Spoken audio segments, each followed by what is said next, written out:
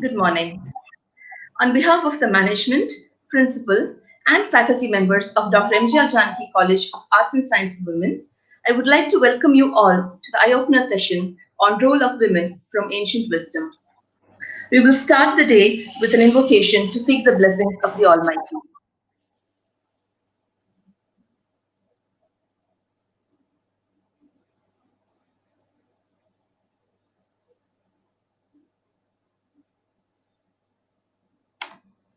Sharde Sharde विद्यादायिनि दयानिधे Sharde Sharde विद्यादायिनि दयानिधे Sharde Sharde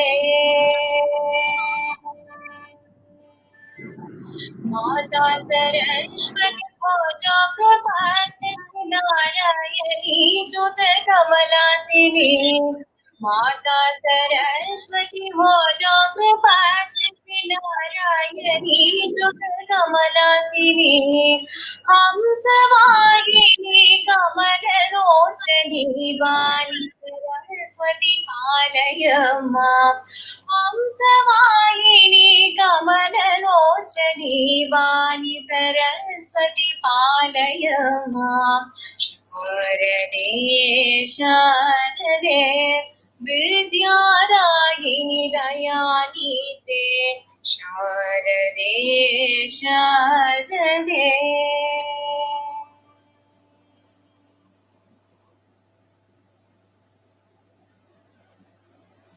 Thank you, Dakshayani.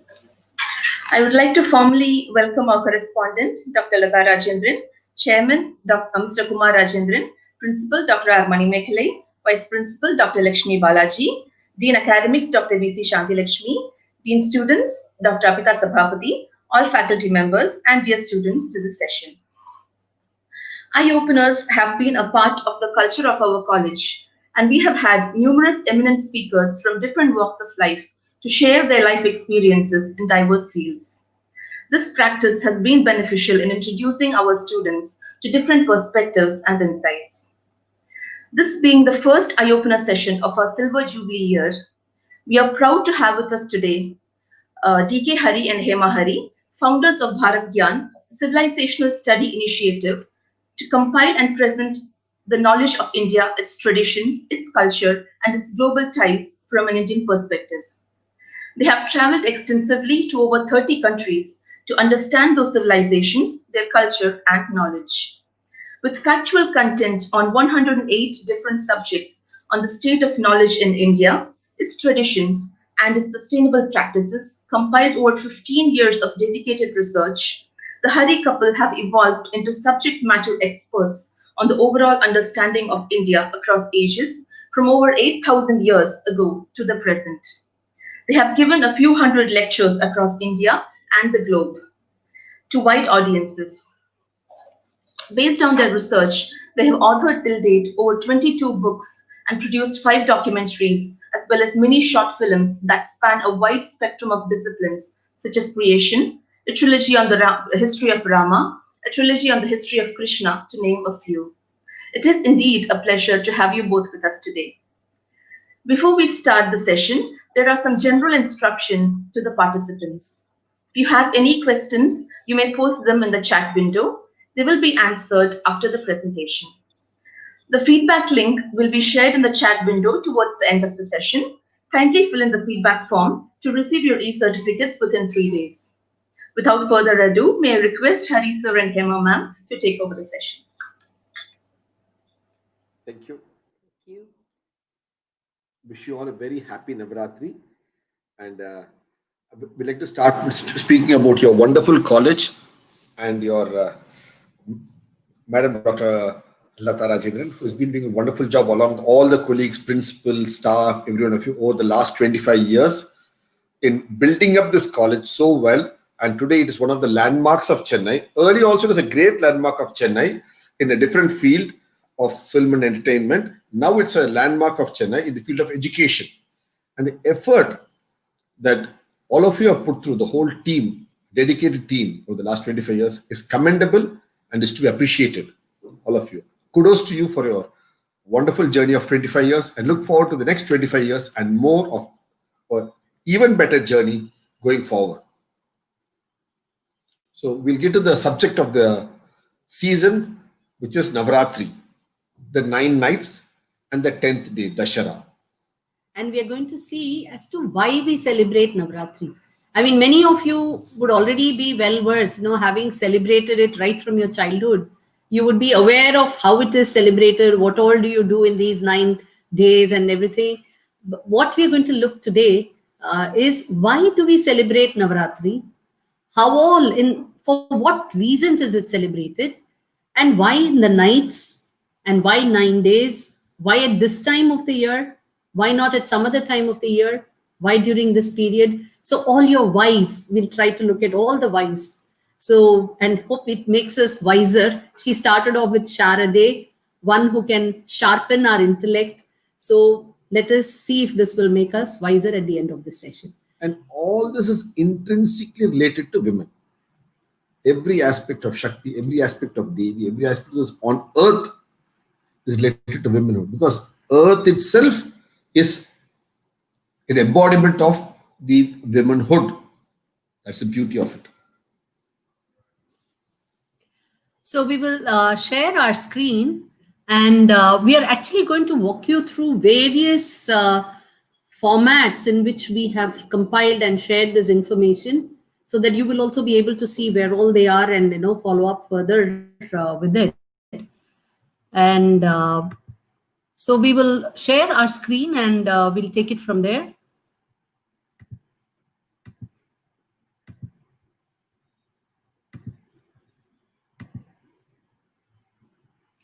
Good.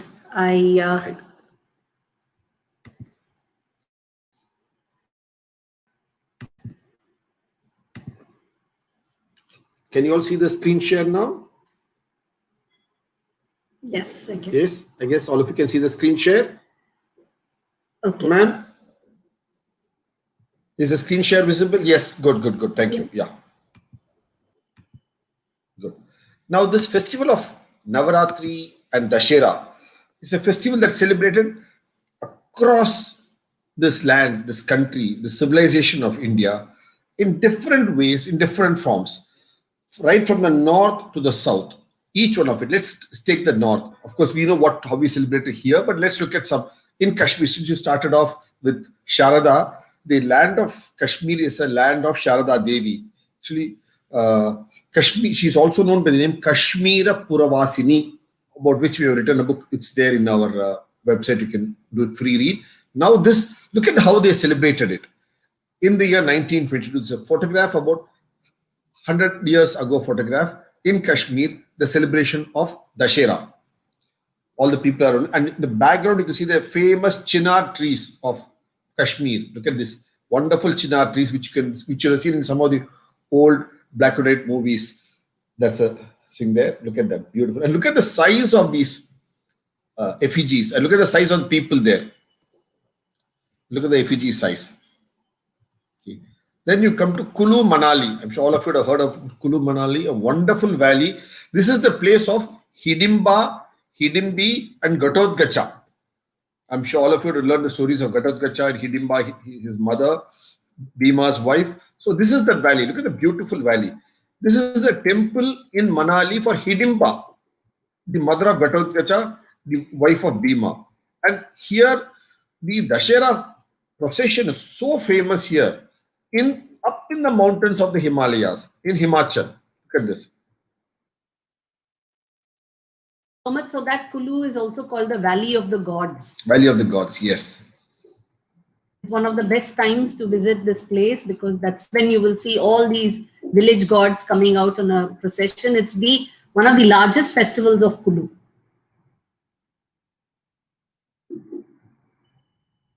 So they have dance, they have music, every aspect of such a beautiful festival. There it is. The temples may be very small, They say Murti is small, but the Kirti is very big. So the mind is up in the hills, high up in the hills, this temple. Then we come down to Punjab. Punjab Haryana belt. Punjab Haryana belt. There, interestingly, the way we celebrate our Navratri Dashera here in the month of October, September, October, there they celebrate it in the month of February. We'll see why. We'll see that. And they call it Saraswati Puja. They call it Basanta Panchami. The Vasanta Ritu. Vasanta Ritu is spring. And look at this. The color of the field in that month is all yellow, along with the turban of this elderly gentleman here, the Sardar. So look at the yellow, miles and miles of yellow. So the land itself is yellow there for you. It has a yellow carpet. And that's why you have the phrase called Rang De Basanti. Of course, it was late. In the recent times, a decade back, it was made popular by a film called Rang De Basanti. And there's also a song called Rang De Basanti. All this traces its origins from this particular color yellow, which is the color of the landscape, color of the season, and it's called Basanta Panchami. And they call that their Saraswati Puja. So while we celebrate our Saraswati Puja here during October, I mean this Navratri, which is normally called a Sharadiya Navratri, this Sharada is not to do with Sharada, but Sharad, the season, Sharad Ritu. So Sharadiya Navratri, they have Vasant Navratri. And for them, Saraswati Puja is during the spring. And see, it is because, see, this fundamentally, I don't know how many of you are aware, but this region of Haryana is the main region for the Saraswati flow. The wide flow of Saraswati river was through this region, Haryana, Rajasthan, and she drained into Gujarat. So that is why looking, and along this belt, you will find these mustard fields which bloom and then give the shade of color of yellow. So which is why Saraswati is also associated with yellow in these parts of the land. And this is all about 1830. That's almost 200 years back. And at the times of Maharaja Ranjit Singh, how they celebrate Dashera there, all that. So that's that festival there. And if you go to Baluchistan, Quetta, where Hingalaj Mata Shakti Peeth is, look at this. 90 years back, they celebrated Dashera there. Beautiful. This is the westernmost part of Bharatavarsha. It's there.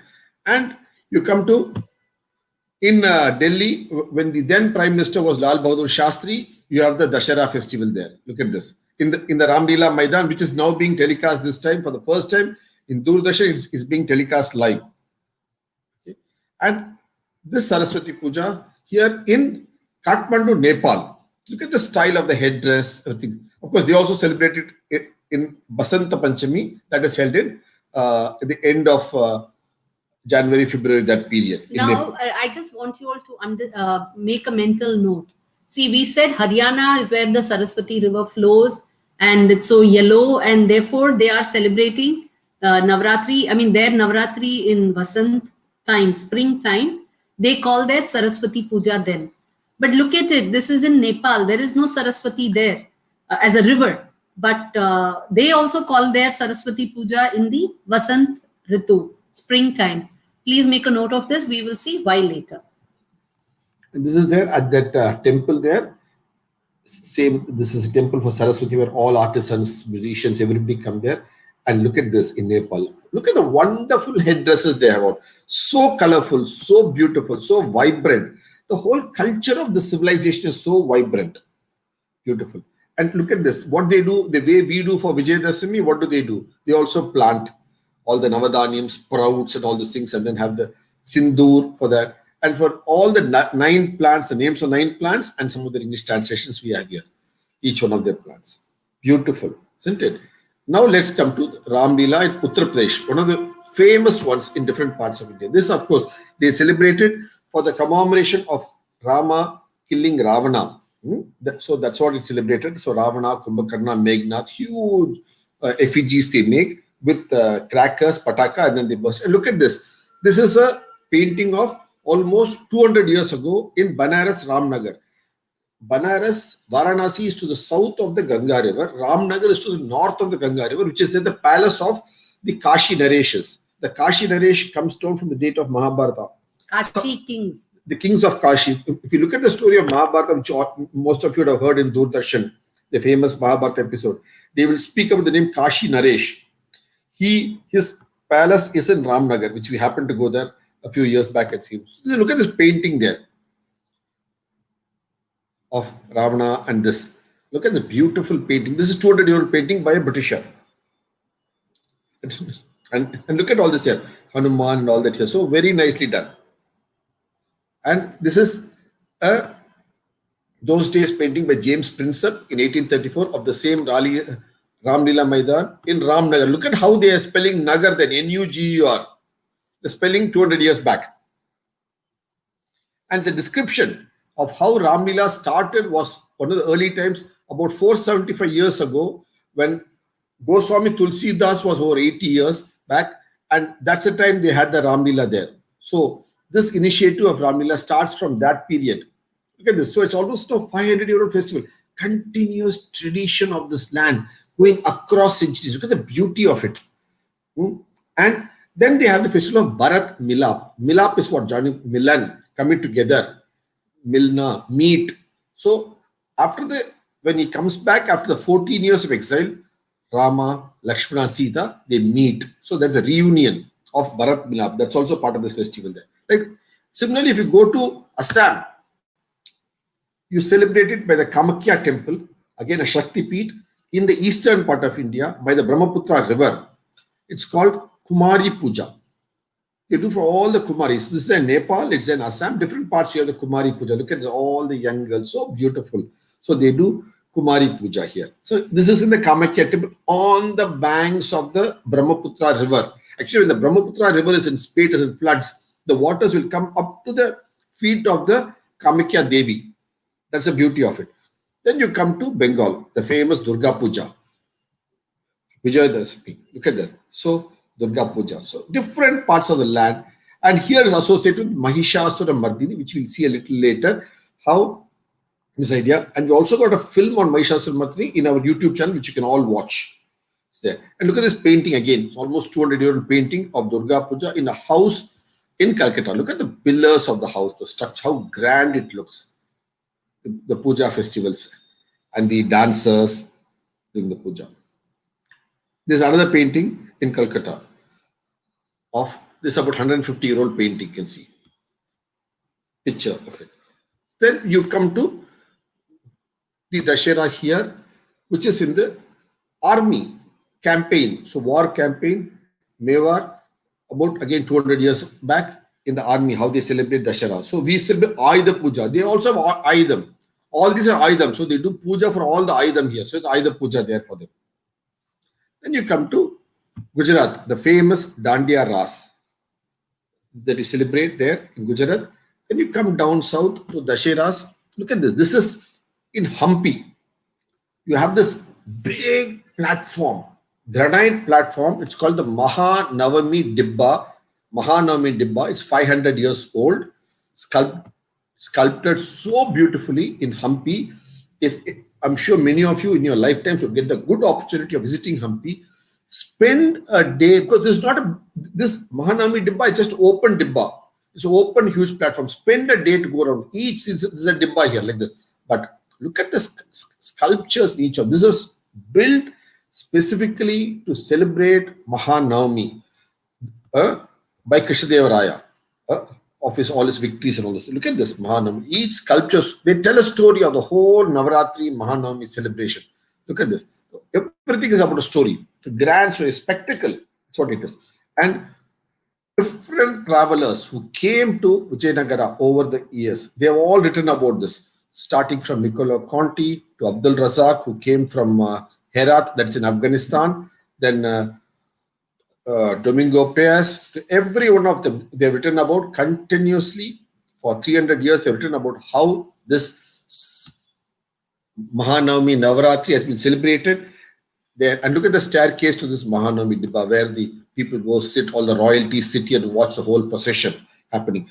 This is, and look at this, beautiful sculptures, amazingly wonderful sculptures that are there in the Mahanavami Dibba. Look at the dance poses. I'm sure many of you are into dance, learning dance, appreciation of dance. Look at this steps and the dress that you wear today for you doing a Bharatanatyam dance, all these poses. So amazing, so beautiful, isn't it? So this is the Mahanavami Dibba there. The detail about it is there. Then when you come down, that is where that is in Hampi, is in northern part of Karnataka.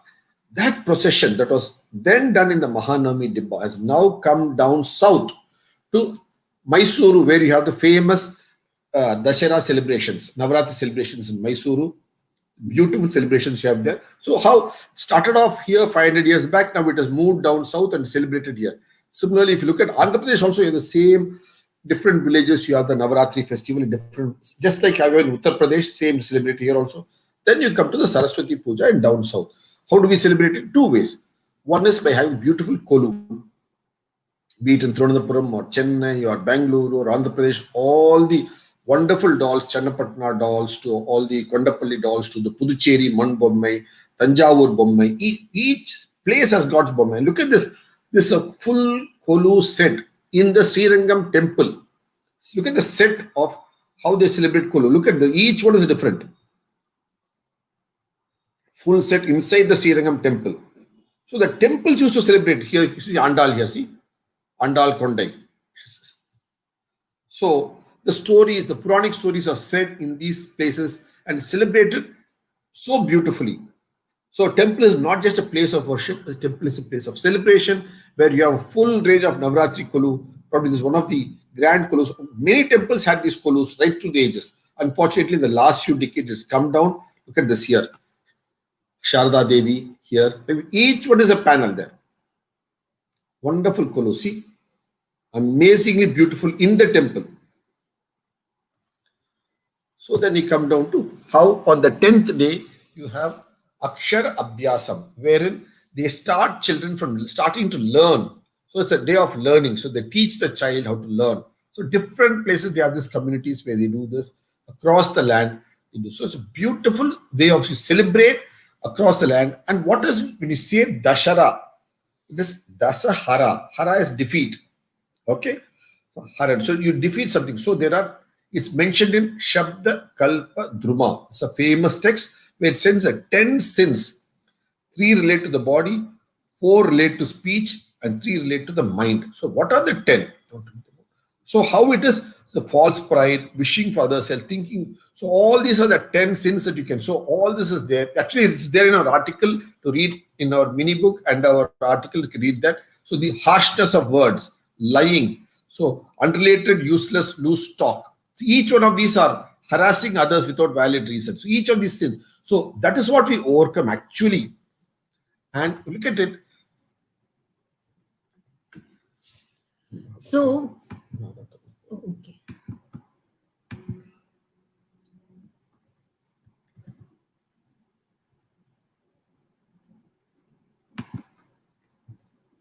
See, when you go to the Mahabharata, this is again celebrated there. This Mahanavami and Ayudha Puja, you can trace it to 5,100 years back to the Mahabharata text, where, they all were forced to go on exile, the Pandavas, after the game they played in dice. So what did they do? They went on exile. At that time, they kept all their weapons hid in a tree. It's called a Shami tree. Okay, this is the botanical name of the tree. So it's on the Shami tree. They hid all the weapons and went on Agyatavas. So they were incognito, as you say in English nowadays. So that's the day they came back to pick up to retrieve their weapons, hidden weapons. So they did puja for the weapons after keeping it for 1 year and came back. So Ayudha Puja, again you trace back. See how beautifully. So it's a tradition. It's not a 20, 30, 50-year-old tradition. The 5,000-year-old tradition that we have in this land. And that is where the Shami tree, look at this. They celebrate all over for this. Mahakali, Shami tree celebrate all over. Then it's also astronomical. So fundamentally now what we have seen is, if you look at it, you find that there are different times in the year when it is still considered Navaratri. People have celebrated Navaratri. And there are some which are very common. So, but Saraswati here is in October, whereas there it is in springtime. Whereas in some places it's celebrated for Ram Leela. So the seasons are different. Sometimes the reasons are different. And also many, many times. And fundamentally though, however, there is a common connect. It is to do with Ratri. Nava Ratri, as the name itself goes. So why do we talk about Ratri? What is so special about Ratri? So I would just request Dr. Ragita to play us very small film, 2-3 minute. We will see that and then we'll explain to you the significance of the nights. Dr. Ragita, could you just, I will stop the screen share.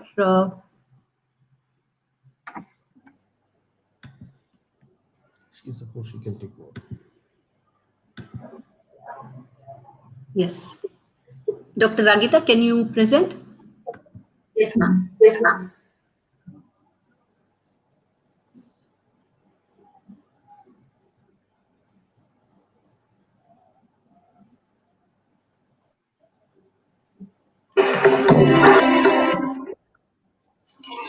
Every year, we celebrate Navratri with fervor and gaiety. It is a night full of piety. It is a night full of singing devotional songs and chanting the name of Shiva. A night full of awakening, celebrating and understanding Shiva Tattva. It is one of the holiest of festivals celebrated by Hindus all over. Have you paused to wonder why do we celebrate Shivratri and why do we celebrate it as the night of Shiva? Shivratri is one such festival for people to reach out and be in communion with the divinity called Shiva. It is not a night of Shiva, but a night with Shiva. You may ask, why is this festival celebrated as a night-long festival and not a day festival? To answer this question, we must first understand the meaning of the word Ratri or night and the role of Ratri. The word Ratri means comfort giver. Ratri is that which gives one comfort or rest from three types of activities. Kayika, bodily actions. Vachika, speech. Manasika, thoughts. During the night, when a person sleeps, it is a restful state for all activities of body and mind. Hence, night is called Ratri or comfort giver. For man, this natural rhythm is daily, day and night. Every night, the body gets regenerated and refreshed for the next day. Blood in the body is purified and circulated. Old cells are discarded and get replaced with new cells every day. What does this night and regeneration concept have to do with Shiva? Shiva is the divinity for dissolution and regeneration. For only if there is dissolution is there scope for regeneration for the new. Dissolution and regeneration is a continuous cycle. Dissolution is known as pralaya.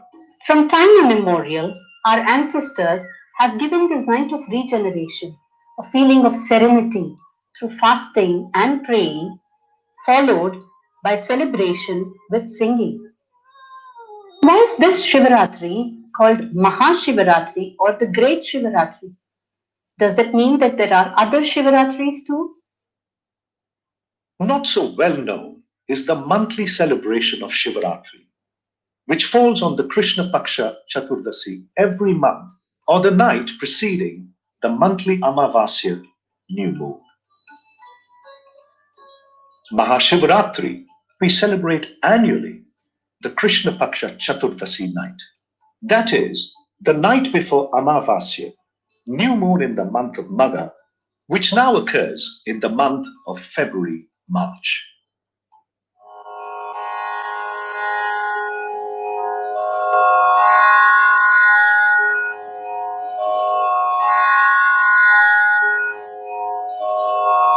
Dr. Ragita, you can stop it. Huh?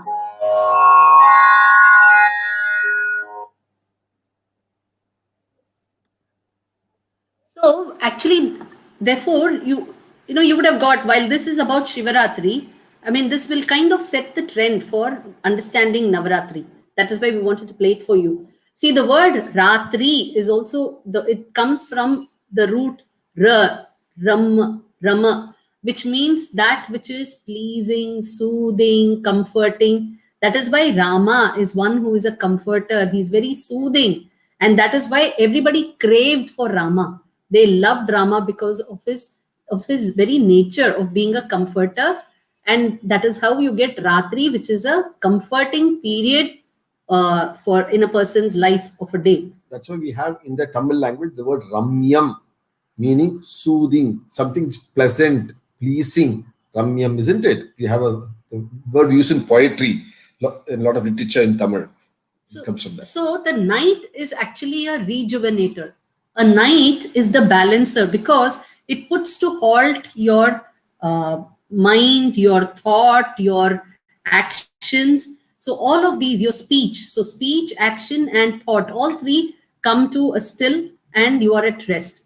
Now you understood, you would have seen how Shivaratri itself is not just once a year, but every month. The learned and people who know about it, they celebrate it once every month to align themselves and all the energies around them. Yeah, so the yoga is not just doing yogasana. Yoga is alignment. So it's bringing together of these three: your speech, your thought, your mind together every month with the alignment of the sun, earth, moon, which is Amavasya. So there's a celestial alignment of earth, sun, moon coming together for Amavasya. There's alignment in your mind. That is why you come to rest, you come to peace. That's when you appreciate the beauty of both this inner self and the self in the sky. Same way you do it for Navaratri also, which is what she'll explain now. So Navaratri, like that. So the way Shivaratri is 12 in number, Navaratri is actually 4 in number. From time immemorial, we have been celebrating Navaratri 4 times a year. That is why you see in the north, in Haryana and all, you find it around spring. Whereas here in the south, we have focused more around the autumn. Now the question will be, why do we have 4 Navaratris? So let us go and quickly look at. Anybody wants to sort of guess as to why we have 4 Navaratris? Would you want to put on the chat box? Anybody? Why 4 Navaratris a year? Why Shivratri we have 12 because 12 months. Navaratri, why 4? Pause for a moment to think, any of you. And in the meanwhile, we'll show you the reason. See, we all know about the sun. You all have studied this in your geography about how when seen from the earth, while the earth is actually going around the sun, when seen from the earth, the sun seems to oscillate between the 2 tropics, the Tropic of Cancer and the Tropic of Capricorn. And when it is passing just above the equator, that is when the day and nights are equal. When it is at Tropic of Cancer in the north, that is when you have one of the solstices, the summer solstice. And when it is around Capricorn, you have the winter solstice. So at this period, in the winter solstice, your days are shorter and nights are longer, while in the summer solstice, your days are longer and nights are shorter. So what happens is, at these 2 extremes, you really can find the seasons changing very drastically. And therefore, with every of these season change is when they have celebrated the Navaratris. So each of these seasonal changes was a time that they wanted to bring their body in alignment with the change in season. So this became the Sharadiya Navaratri. This became the and look at the interesting thing. See, when you're at the equinox, today we prominently celebrate 2 of the Navaratris, that is the winter and spring and autumn. Whereas these 2, since the day and night are almost equal, and it is a sense of balance, these 2 taken a little backseat in our celebrations, while the north has been celebrating the transition into spring, because that is ushering in warmth and better days for them. Because predominantly those regions, if you see Tropic of Cancer and above, much of the time they are cold, and for them warmth, they are really seeking that warmth. Kashmir, Kulu, Nepal and all those regions. Whereas in the south, for predominantly most of the time it is warmer. So when it is transitioning into autumn and winter, that is when it's becoming more, a more salubrious climate, and therefore you are celebrating that change there, so that you can better utilize that salubrious period. And this is why we celebrate more during autumn, while they celebrate more during spring. So you can see that when you have when the sun is at the Tropic of Cancer, it's peak heat time. When it's at the Tropic of Capricorn, it's the cold time. So it's when it's here, it is an average. So it is moving from ACs to others. So that's when you celebrate the 2 Navratris. You look at it. So one is the spring, one is autumn Navratri. So how your 4 Navratris are intertwined with nature and the movement of the sun up and down, and it's touching one either of 2 ends or crossing the center, either it is northward journey or southward journey. Look at it, how your 4 Navratris a year is intertwined with nature, intertwined with the sun movement. It's a beautiful, it's a celebration of nature. So, and now we have seen why the focus has been given to the night, because night is when your body can rejuvenate better. So that is why sleep is also considered to be very important. So the nights become the rejuvenator. So now the question will come, why 9 nights? Why not just one day? So if you look at it, these kind of transitions of seasons, they do not happen instantaneously. It is a very gradual process, and our ancestors have understood that it takes about 9-day period for this to get aligned. I will just show you where you can read more about this.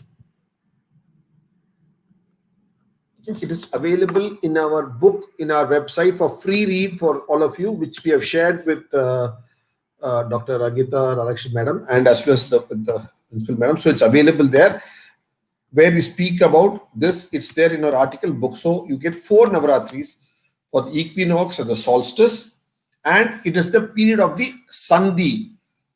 All of you heard of the term in Tamil called Sandai. That's a marketplace where we all meet. Sandippu, the meeting of places. So Sandhi, the joining of the seasons, overlap of one season over the other. So it is not a cutoff of one finishes, other starts. No, it's an overlap. It overlaps over each other. So that's why you have the term Sandhi where you meet. That's why a railway station junction is called what? Sandippu. Because the trains meet there. So that's why. So the transition period is not just 1 hour or 1 minute or 1 day. It is actually 9 days, 9 nights. So that is how the change happens. Your body adapts to the change of the season. That is how it happens. So how beautifully they realize that the body, our body and Earth's body have to align and change with the changing seasons 4 times a year. And so now why 9? Right? So we understood nights. We understand that, okay, it is a period. It's not just a 1 day, 1 night affair, but it has to be gradual over a few days. Now, why night? Now, here is where you will find a beautiful link. See, we saw in Shivaratri or in night, fundamentally in a night, what are the 3 things that come to rest? Your thoughts, your action, and your speech. So what do they denote? Your thought denotes desire, a wish. Your actions, they denote your acting, your energies. You're not doing anything. You're at rest. The third is your speech. What does speech denote? It denotes your intellect. So these 3, if you look at it, they are our Ichha Shakti, desire or will to act, Kriya Shakti, which is the energies and the potential to act actually, and Dhyana Shakti, which is your energy, a thought of the wisdom, the speech. And these 3, to align these 3 is where. When you say Kriya Shakti, because you have the word Karam, Kar, hand, Karam, Karate, okay, Karatandam, so Kar. So that is why you have to do action is by hands. Icha, it's what you desire. See, and Jnanam. So all these are very clear words that used in Tamil regularly to come up with these words and how it's so beautifully intertwined.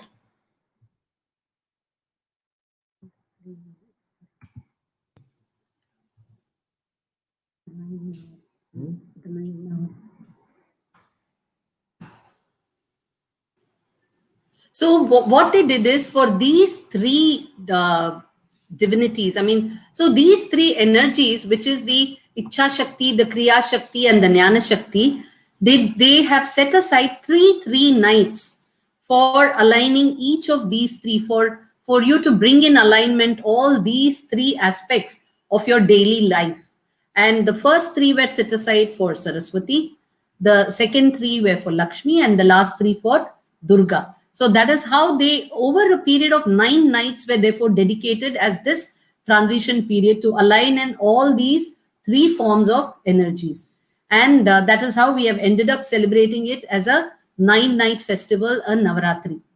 And the 10th day is when it is a Dashami. It is a day and a Vijaya Dashami. So fundamentally, in those Dashamis, when there are certain alignments of the satellite, the Earth, Sun, and the star, they end up being called Vijaya Dashami. So that means a day of conquering. So this 10th day, Vijaya Dashami, is the day you conquer all these, you conquer yourself in that sense. You align and bring all of these into balance, and that therefore it becomes a day of Vijaya Dashami. And incidentally, since Rama killed Ravana on this day, it is also therefore celebrated as Ram Leela. That is why you also find many parts of India celebrating Ram Leela around this period. And all of this is a celebration. That is why you find people celebrating it with Dandiya Ras, and then celebrating it as Golu in the form of Golu, and so on. So this brings out that it is a 9-day period of rejuvenating yourself, which is why if you look at it, many people during Navratri, they observe vratam. And the word vrat itself, is a beautiful word. It means to keep yourself contained. See, vrat doesn't mean rituals alone. It means to contain, keep yourself contained. And it comes from, one of the fundamental idea comes from the word vritra. Vrit means to hold back, to hold in. So there is a demon who is called Vritra because he opposes Indra. When Indra tries to expand, and when the world, this goes back to the story of creation, when the universe in its unmanifested form is trying to expand because of Indra, this is how it is explained in the Veda. Vritra tries to hold it back. So it's an oscillation between an expanding force and a contracting force. This is available as a film in our YouTube channel, which you can see later. Because of paucity of time, we're not able to show you everything. But the same, what he's talking about now, Indra, Vritra, the Asura, Vritra, and Indra, Deva, what happens in the Hiranyagarbha is there as a short film you can watch, and also as an article. So Vrit means to contain. So you contain all your thoughts, your desire, your actions. So there's a period where you keep yourself as calm and still as possible. That is why when you celebrate, all your ladies must be celebrating Varalakshmi Vridam. What do? You contain it in a pot with water. So it's a Vritam. So when you bring everything together. But there you are trying to bring in all prosperity and auspiciousness. And in the case of Navratri Vritam, you're trying to align your body and the 3 energies, which are the 3 Ichha Shakti, Kriya Shakti, and Jnana Shakti in the universe. Now, why is Navratri a period to celebrate women? Why are women given more importance? It is because fundamentally these 3 energies, if you see, they are depicted in the feminine form. In our Indian thought itself, if you look at it, women, Hari and I, we normally call them women of substance. Because if you look at the whole, how in Indian thought, we have described the functioning of the universe. How many of you follow up the beauty pageants of the world? Miss World, Miss Universe, Miss Madras, Miss College, Miss Tamil Nadu, Miss South India, Miss India. All of you have come across all these things, right? All the beauty pageants that all lead up, Femina, Miss World, all those things. But what is their tagline of all these beauty pageants? It says women of substance. Let us see in reality, in our Indian thought, in our civilizational thought, how all these women at the supreme level are actually the real substance. So what you call an advertising tagline today is in reality the fact at the celestial level, at the cerebral level, at the civilization level. So for instance, we all have the 3 trinities. I mean, we have the Trinity, Brahma, Vishnu, and Shiva, right? And they are associated with 3 major tasks in the functions that happen in creation, in the cosmos. One is the creation of the cosmos, which is attributed to Brahma as the creator. And then you have the sustenance of the cosmos, which is attributed to Vishnu as the sustainer or preserver. And unfortunately, people associate Shiva with destruction. Rather, it should be rejuvenation. That is why you have Shivaratri as a night for rejuvenation. Shiva, the very word itself, means auspiciousness. Mangalam. Shiva means Mangalam. That is why, and what does auspicious mean? Because it means that what you say when you say something has to be rejuvenated, when you say something has to be recycled, something has to be destroyed and then recreated. So this process of transitioning from one form to another is what Shiva is associated with. And because of this, he is auspicious, because he's bringing you something new again. So he's converting from old into new. So the potential of making something new is that auspiciousness in Shiva. So more than destroyer, he should be seen as a rejuvenator. So these three major functions, look at who they have as their spouses. So these spouses add the spice actually to all their function. You have Brahma with Saraswati, who is associated with knowledge. Because for the process, act of creation, it's supported by knowledge.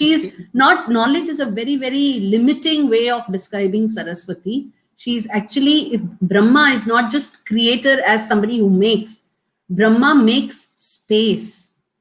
He is responsible for evolution.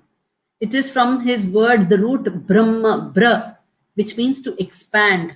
So in creation, he expands, keeps expanding and making the space for things to be evolve and happen in that space. So See, that is why he's Brahma. When she said the word Bra means to make space, all of you know the big temple in Tanjavur, which was built by Rajaraja Chola about 1010 years back. What's the temple called now? Brihadishwar temple. Ishwar for divine, Ishwar, Brihad, big. So, okay. So, what do you call Jupiter in Tamil?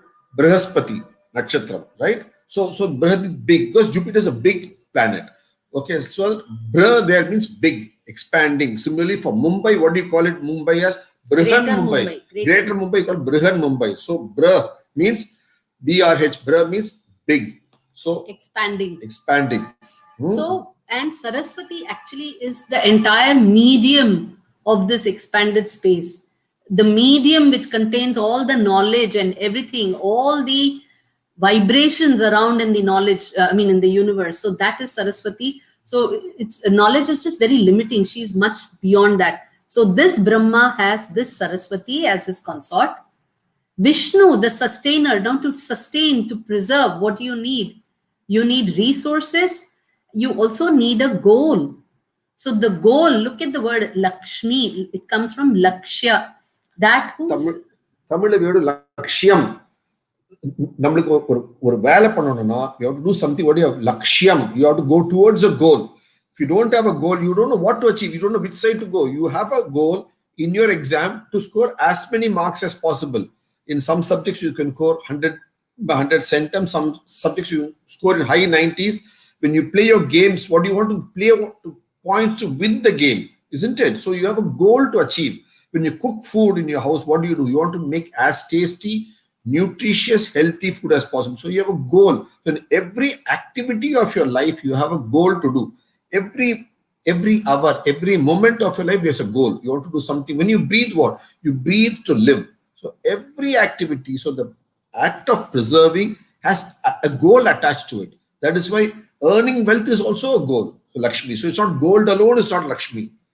So Lakshyam is a nice word that we have in Tamil for a goal. So that's, and if you did have such a goal, you would never do anything.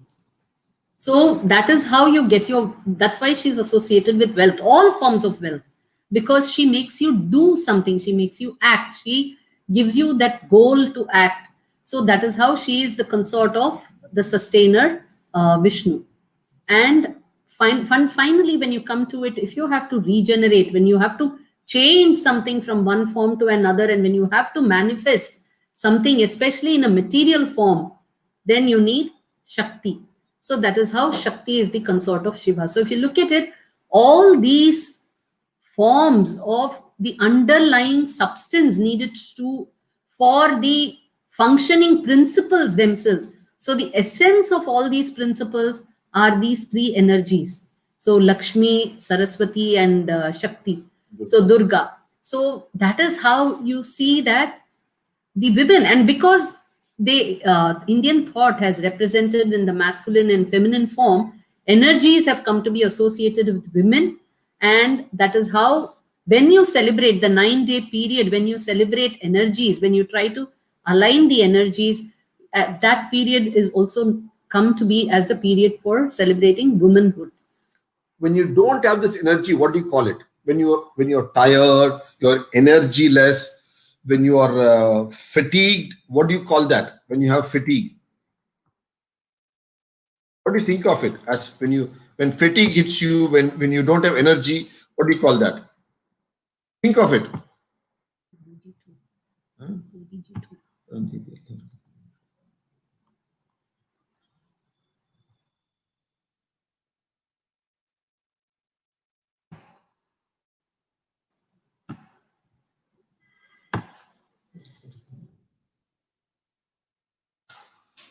So therefore, this is a period where you celebrate it as a period of womanhood, and women are given more importance. That's why you find people doing Kumari Puja in Assam, which is also done here in South.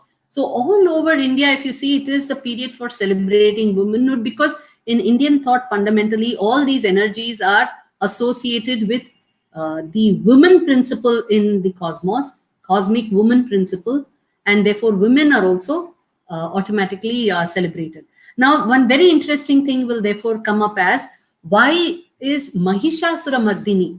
So if you look at it, there are, in all these places, if you see, one of the most celebrated form of the Shakti divinity, Durga, during this Navratri is the Mahishasura Mardini. We will look at it. I think it's just 10 minutes more to go. So we will look at it very quickly. Yeah. See, all of you know that it's celebrated here in Bengal as, look at this Mahishasura Mardini representation. As she's beautifully said, it's all about Shakti, energy. What is the opposite of energy? Being tired. So that is the idea where you overcome lethargy. How do you overcome lethargy? That is the idea of Mahishasura Mardini.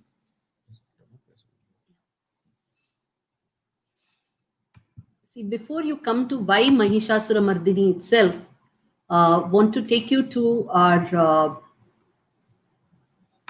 one of our recent books where you can read about it in detail. This is the book on Swami Ayyappa. It is there on our website for a free read. You can go and click on the book and read the book on the website. So there's no cover in this. So this is the word Mahisha means Mahish means king. At the same time, Mahisha also means buffalo. And if you look at it in Mahishasura Mardini, the form in which the Asura was when the Devi kills him is the form of a buffalo. Now, what does buffalo signify? See, India has been a civilization where we have celebrated the bull in the Indus Valley. Right from the Indus Valley seals, you find the bull who is called a Rishabha. Now, the word Rishabha means, and the connotation of a bull, it means that one who is an exemplar, one who is great. So then you use a bull as a symbol. He's a bull among men, meaning he's the greatest among men. So while bull denotes greatness, buffalo denotes lethargy, negativeness. So bull has been used to symbolize positivity, while lethargy and all negativity has been depicted using buffalo. Because the bull is so energetic. The buffalo is sort of, if you put it in a pond, it'll just lie down there, will not move at all. In a pool of water, it'll just lie down. Whereas a bull is so energetic. So the buffalo symbolizes ignorance. It symbolizes lethargy. And therefore, you will also see even we have it in our daily use itself. People dissuade you from drinking buffalo milk because that is so much of fat that it will make you more lethargic. It's called mandam. You have the nice Tamil word mandam. It makes you mandam, very dull, slow. And which is why you also find the divinity for death, Yama, actually Dharma, he is also. So he has his Vahana as a buffalo. And he comes riding on this because he is associated with taking the life of somebody. And what is life? Will life give itself up easily? Never. It's going to resist. There is going to be inertia. So bull, lethargy, inertia. So to overcome that inertia, that is why you have Yama who overcomes that inertia and pulls the life away. So that is how he has the bull. And this bull shows that you have to overcome inertia. And Mahishasura Mardini, in the form of Mahishasura Mardini, she is actually the one who helps you overcome this inertia. So that is why she's celebrated. And typically, if you see, the period of winter is when you have these kind of feelings of inertia coming in more. So when the sun is away from you, there's not enough real physical energy in the form of light and everything to keep you going. So that inertia, how do you overcome? So that is when you need Mahishasura Mardini in your life to help you overcome all this, balance all your three energies, your thought, your speech, and your action, and help you lead a very balanced life, even during times when the days and nights are imbalanced. So when each of you listen to the song Mahishasura Mardini, you should relate to all these aspects, which is what is brought out in the song. And one of the best sculptures of Mahishasura Mardini is here near Chennai in Mamallapuram. Look, this is where it is. Look at the Devi here, Simha Vahini on a lion. And look at this Mahisha here with the buffalo head for his crown. Look at this. And look at the body pose. It's a static sculpture, but shows so much of movement, the way his leg is placed, the way his hand is. Look at the fingers, look at his expression. So there's so much of action in a static image, which is a beautiful sculpture that is our heritage. It's our inheritance that we should be proud of and have here. This is there in this Mamallapuram cave, which all of you can go visit. This is there in this cave, Mahishasura Mardini. It's also here. You have one more here, Mahisha here, small Mahisha here inside the shore temple in the lion. See there? It's here inside this. You can see that there. See, they can see it there inside this. The next time when you go, just don't look at the shore temple. See this also, this beautiful sculpture inside the small chest of the lion there. Look at and this. When you look at any Mahishasura Mardini henceforth, remember this, what she's trying to give you. She's trying to give you the power to overcome inertia. Look at this. Here in Tirunelveli, it's a small village. Here, small village. Same thing, you have this here. Then you go to the famous Badami, Aihole. There you have this. Look at each a different pose. There, the different Mahishas. All over the land, you have Mahishas. Then you go to Maharashtra, Karad. You have Mahisha there. Beautiful Mahisha. Sculpted over 700 years back. Each one a beauty. You go to Mumbai, you have this there. It's an old sculpture in the Elephanta Caves, unfortunately broken, but it's in the Elephanta Caves. Then you go to Madhya Pradesh. There you have Mahisha in the Udayagiri Caves. Look at this. Each is marvel. Each one is sculptural marvel. You go to Rajasthan, you have it. Mahishasura. This is in the Ambika temple. Unfortunately, the head is broken here. Look at the beauty of it. There's a very old painting there. It's a probably 2000 years old Shunga painting. Look at this. So you have this all over the land. You have this Bengal. In Shantiniketan were painted then. Shantiniketan is the institution which was started by Rabindranath Tagore there also. Then look at this. Go to Cambodia. The famed Bantai Sarai temple there. You have the Mahishasura Mardini. So all over the land, you show Mahishasura Mardini, how it's represented so beautifully in different parts of the land. And this is how you get to see all these aspects. So Navratri actually holds a wealth of significance to each of us. And in the South, we all know how we celebrate it in the form of Golu. And so a few points every time, whenever we see a Golu. Now, why do we celebrate it at this time of the year in the form of these dolls? One, we have just come through a season of summer, which is very conducive for making dolls, mud dolls, because you can dry them, and for making painted dolls, because the paints can dry.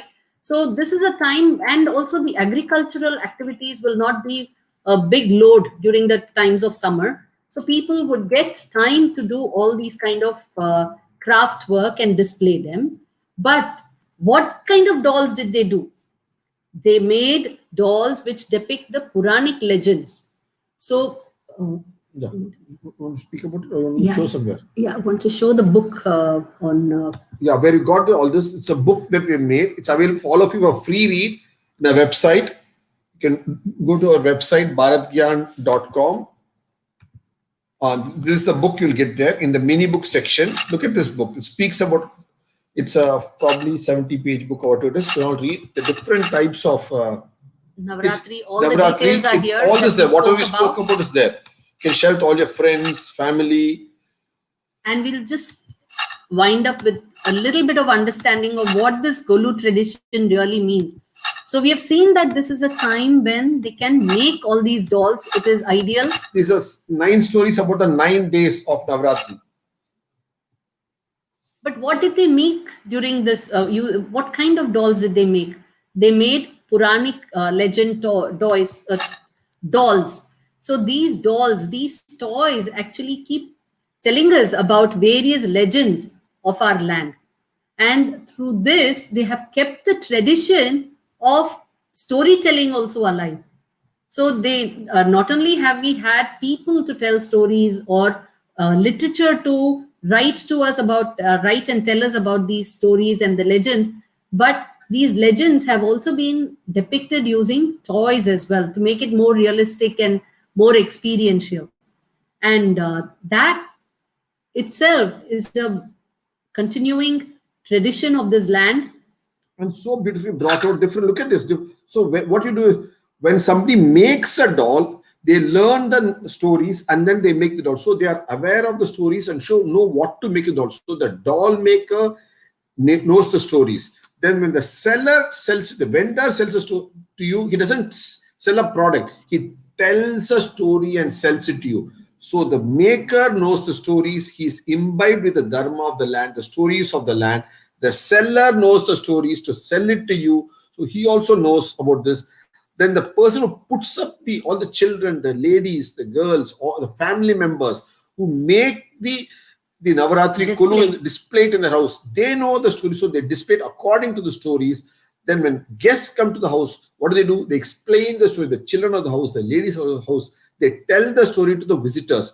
So there's a chain of people. One, the maker of the doll in the villages, with the clay, with the wood, with the cloth, with the variety of products, they know the stories. They bring out the stories to the dolls. The seller the vendor tells the stories. The people who put up the Navaratri in the temples or the house or in the schools, the colleges, the sabhas, they know the stories. They tell the stories. The visitors come to know the stories. See the sequence of how each one of them tell, learn, show the stories. That's the beauty of it. And if you look at it, that is how all the stories come about. Then you have nice foodies like Sundal, different foodies, different days, different. So it's a food festival, it's a story festival, it's a nice dresses you wear, wonderful pavada davani, saris, different varieties of dress you wear. You bring out every aspect of. Look at all these dolls in different parts of India. You have different dolls. You have it's the dolls in Russia. This is the Matrushka dolls of Russia. Here you have the dolls here. Every variety of dolls you bring out. And look at this. This is in Japan. Look at this, so beautiful. So they have Kolu not only in India, in Tamil Nadu, you have Kolu in Japan. So look at this. Here is a Japanese lady coming to visit a Kolu in Tamil Nadu. That's the story of this. Here you have Dr. Hema Hari. When she visited Japan, she went for a Kolu, which is called Hina Matsuri in Japan. Same Kolu Padi. In Japan, they have this Kolu with the Raja Rani on the top. And everybody here. Here also you have the Raja Rani or Chettiar, all that you have stories. So look at this. A Japanese visiting a Kolu in Chennai at our place. Here is Dr. Hema Hari visiting in Japan a Hina Matsuri Kolu there. So the contrast. This is also brought out in our book Indo-Japan. And now here comes a more interesting part. Okay, the number of steps that the Japanese keep in their Hina Matsuri is also has to be odd, just like the Indian Golu, where we keep odd number of steps. That is one. The other thing is they also celebrate it in the transition into spring. So for them, it's a transition period, but then they celebrate it for spring, just like we have seen in northern parts of India, where the Vasant Navaratri is more celebrated. Here you find them celebrating the transition into spring. So fundamentally, you find ancient civilizations world over had understood that it is very important to keep aligning yourself with nature. And that is what Navaratri is a time when you have to align. So those who want to know more information about this, you can visit our website and our YouTube channel, our WordPress website. All this is available. And if you go to our films, you got few hundred films on all these subjects. On our Twitter, we post on this daily. So please use all this knowledge to learn for ourselves about our wonderful civilization and share it in turn with all our friends and colleagues. So I think with that, we will stop the sharing and any questions? We have come any back questions? to the session and take Questions, questions. if there are any. Thank you very much, Dr. Hari and Dr. Hema Hari. That was a very enlightening and informative session. That was actually long years of research presented in an hour, and we are blessed to have got a chance to listen to this during this Navaratri. And I'm sure that this session would have motivated our students to know more about our rich Indian culture and heritage. Thank you, sir and ma'am. We do have a few questions in the chat box. There were few students who asked, like Narmata, Vijay Lakshmi, and all, who asked, why are we fasting, or what is the importance of fasting during the festivals like Varalakshmi Vratam and Navaratri? Yeah, so I think we had explained what the meaning of the word vrat itself means. It means to contain.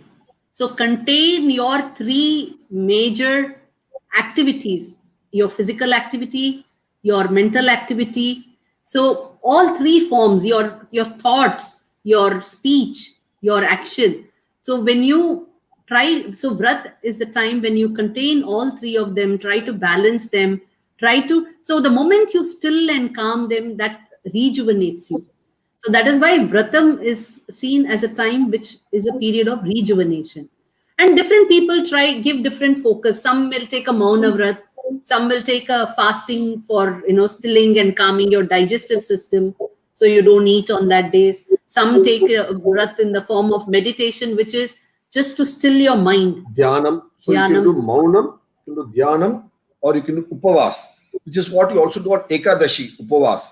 And actually, if you see, we can say this is all very Indian tradition, all Ayurveda. Yes. Last year, the Nobel Prize for Medicine was given to a Japanese doctor, scientist, who proved the scientific need in modern system for doing Upavas on specified days that align with the earth, sun and moon, for which he got the Nobel Prize. So what you have been practicing here as a dinacharya, a daily regular practice. Achara means practices.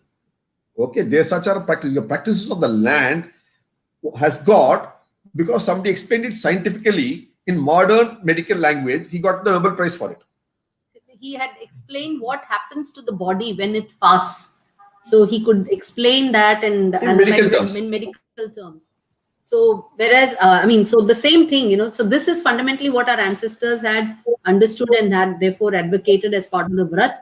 Very many forms of Vrat. Different people can take up the form that is suitable to them, because each one is different. Each one of us is different. Our energies are different.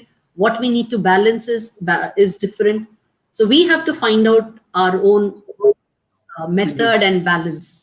This article is there in our blog on this particular subject. Please read it on Ekadashi Vrat. It's there. Thank you, sir. There is another question by Vishnu Priya. Is there a reason behind why the Golu Padi is always kept in odd numbers? She already answered. No. They want a reason why Golu Padi. I would think it goes fundamentally to our Indian psyche itself. Normally, you end up in odd, which means perhaps there is another one to follow. So I think it shows that there is an increase. You don't stop. See, It doesn't conclude. It when means you- it continues. when you take steps, when you walk steps, you say labam, nashtam, labam. You can again end with nashtam. When you build steps in a house, See, there's a very old tradition. When you build a house, people always gave odd number of steps to the house also. so when you enter step, first step is labam, second step is nashtam, third step is labam. Because labam, nashtam is cycle. It's a continuous cycle. It's unending cycle. Suham, dukkam is an unending cycle. So suham, dukkam, suham. You want to have suham, you don't have dukkam. So you will have 3 steps to a house. Suham, dukkam, suham. So when you're in a house, you want to have suham in your house. So dukkam is part of life. Kasap is part of life. That's why you also enjoy your pavaka. That's why you have all the pachadi where you have pavaka in it, you have tenga in it, you have vellam in it, everything, right? When you mix, and you also have that neem flower in it. Yes. So it's all part of the country. So you should understand that that's why you have the even odd, because labam, nashtam, labam. Suham, dukkam, suham. So you want to go out with suham, Yes. right? That's how it is. Okay, it? Next. Yes, sir. There is a question from Deepa. She's asking that during Hulu seasons for 9 days, each day depicts some color, and the people wear that color dress on that day. So, is there any specific reason for that? So traditionally, there have been reasons for it. It's nice to understand those reasons and have those colors. Like how we said, no, in Punjab, Haryana, the northwestern part of India, it's all yellow, carpet of yellow. If you go to Uttarakhand, Uttaranchal today, there's a valley of flowers. The whole hill slope is yellow. So the landscape takes that color. So when you have different times of festivals, when you go to the paddy fields, when it is just the sprouts are coming, it's light green, then it becomes darker green, then it becomes brown when it's full of the paddy. So each one takes a beautiful color. So it's like that, each has a color to it. And the 9 days, actually, if you see, each day is dedicated to one of the Devis, one of the forms of energies. Is there in a And- book, mini book, that the 9 days are there? And these colors are supposed to be associated with these energies. See, in our Indian thought, there is a deep connection between color, between ragas, between stars, between plants, Trees. between stars, between trees, between animals. So everything, they all kind of dovetail. There is a mapping. This maps to that, that map to this, and they all ultimately go towards impacting or affecting your guna, the 3 guna in your body, and the guna and the dosha of your body are connected. And all of this eventually go to make up you as a character, as a person with a behavior. So your behavior is affected by the dosha, by the guna, and these in turn are affected by the food you eat, the colors that you see, the sounds you hear, and everything around you. So that is how you are so intricately a part of nature. And the idea of wearing different colors is so that when you are trying to balance these energies, then you can use these colors to help you focus better on that particular energy for the day. But then all this is if you are aware that you are actually balancing energies. So you have to first understand why you're celebrating Navaratri, understand the inner meaning, go into the subtleties of all of this, understand that there is so much of subtlety in this, and then you will really be able to relate to it and leverage that color that day. It's not just, okay, today is yellow, so hey, I am in yellow, you are in yellow, everybody is in yellow, let's take a pictures, let's take a selfie. That's fine, but That beyond is that, the enjoy. celebrating, but to be able to understand that this is what you're wearing that yellow for. What is the color of the blue, the yellow? Each one has a meaning to it. That's what you see. And she said one nice word. It's your guna, your character. Is that physical? Is it tangible? Is your character tangible? Can you feel your character with your hand or fingers? No, it's intangible.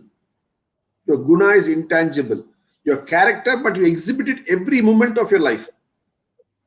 Like that, all these aspects are intangible. It's intertwined in the intangibility of your character, the guna. It is so beautiful. But for all this, you have to think.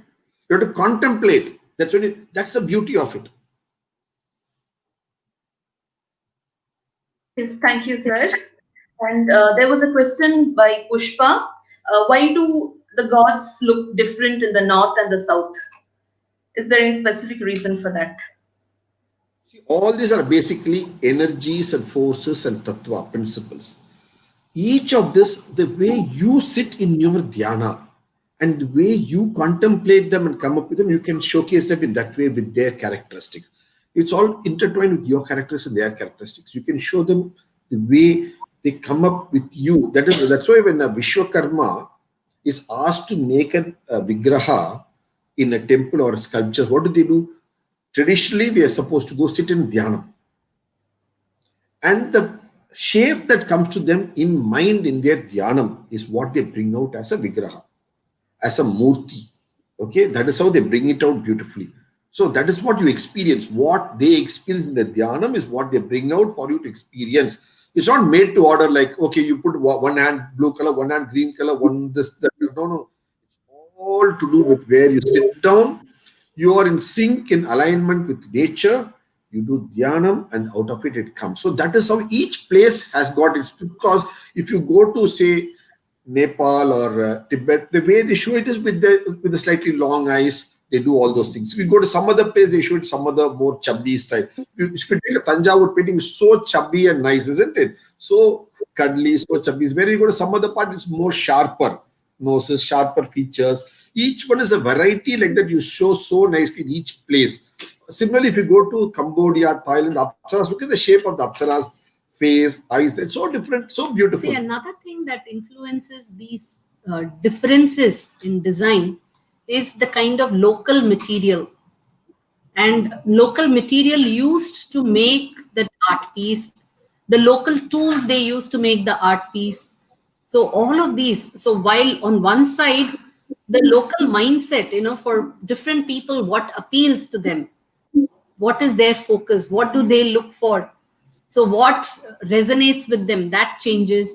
The material changes because depending on the type of stone, certain things are possible, certain things are not possible. So some of them will not lend themselves to fine work. Some of the kinds of wood will not lend themselves to fine work. So all of these together they go to shape the kind of product that you really bring out as a piece of art.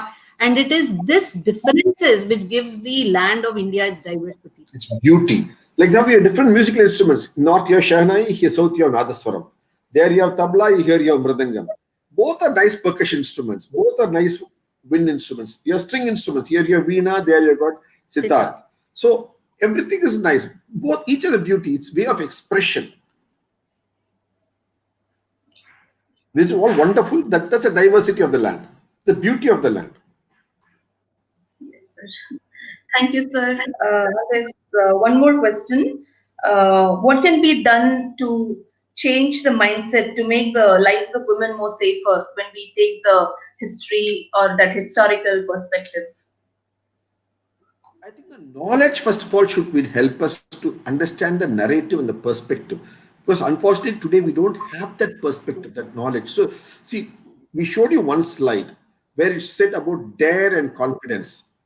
Okay, first, when you have this, you have a confidence about our civilization. Our civilization is a capable civilization, strong civilization, sustainable civilization, winning civilization. Our ideas are strong, in sync with nature, in sync with reality, respecting every aspect of society. Then ideas meaning including all ideas about how we lived our day-to-day life, how the gender balance was maintained. So the women, how women were treated, or it's not, I don't want to use the word treated because it's not it's how the women engaged themselves. Fundamentally, the word, when you try to use the word empower itself, means somebody has to give you the power to do. So women empowerment in that sense itself defeats the purpose of uplifting the women. That means somebody else is superior to you to give you the power. So you are willingly, when you use the word empowerment, you're saying somebody else is better. Somebody else has higher power. No, that's totally wrong. We don't have women's empowerment thought at all. We have women are not equal. They're complementary. In English, what do you say for that? Behind every successful man, there is a woman. That means what? What does it mean? Women is behind the man. That itself says that defeats it. Straight away, the women is behind the man. So wrong. We So don't sometime I think maybe for all the college, girls we in can your only college, on. It is on not women. equality. It's complementary. What is your in the Indian thought? Ardhanari. A woman has equal half with the men. Ardhanari, Ardha, half. So they are complementary nature. They are not equal. Equal means you have to give some them equality. No. Women have it by their own right. They are not, in Indian thought, women are not behind men. So this is They the are thought we'll have complementary to nature. start instilling in generally in the minds of both men and women, so that they both understand where they have to come from. You can read our article and our book on this, especially in our book, Breaking the Myths About Society. We have dealt one full chapter only on this word, is women behind men, or is it Ardhanari? The difference between equality, women's equality, or women's complementary. Women's equality is no, we don't want women's equality. We want women complementary. You don't have to fight for equality. You cannot fight for equality. You're better. So that means you're complementary. That is that much one step ahead. That's what we can do some other time, another session on this, but this is a whole topic by itself. Thank you very much, sir and ma'am, for patiently answering all the questions. Now, may I request Anita Mary, Assistant Professor, Department of Psychology, to deliver the vote of thanks. So we'd like to also thank your director for asking us to make this presentation to all of you, Dr. Latha Rajan, and your principal, ma'am, Dr. Manimeghale. Thanks to both of you. And thanks for anchoring the session. Please, yes. A very good morning to everyone and all present here. I deem it a great honor and privilege to propose the vote of thanks for this enlightening session. Let me first start by thanking God Almighty, who has kept us and our families safe in this time of crisis, and who has brought us all as one here today. It is indeed a privilege for me to thank our amazing speakers for the day, Dr. D.K. Hari and Dr. D.K. Hema Hari, founders of Bharat Gyan. This session did definitely do justice to the purpose of being an eye-opener. We all have learned so much about this whole festive season in India and how important it is. I personally was absolutely ignorant that there was so much of history actually behind it. And I would not even watch the movie Rang De Basanti the same way again. There was so much of beauty of India and our culture that you all brought out in your presentation that maybe we over time took for granted, and this whole purity somewhere got diluted over the years. There was so much about us as women that we're not even aware of, and so much we could be proud of as, women. We actually contribute to the balance and the alignment of the universe itself. And so much more that we need to learn about ourselves and our culture as well. So thank you so much, and also for being so patient and answering all our queries as well. My deep gratitude goes to our correspondent, Dr. Latha Rajendran and Mr. Kumar Rajendran, for our chairman, for their continuous support as well. I would like to thank, our dear principal, Dr. R. Manimeghale, and our vice principal, Dr. Lakshmi Balaji, for their never-ending guidance and support. My heartfelt gratitude goes out to Dr. Shanti Lakshmi, Dean of Academics, and Dr. Abida Sadapti, Dean of Students, for their help in making today's event possible. Last but definitely not the least, I would like to thank each and every one of you all for joining us and making this session a huge success as well. Thank you all once again, and have a great day.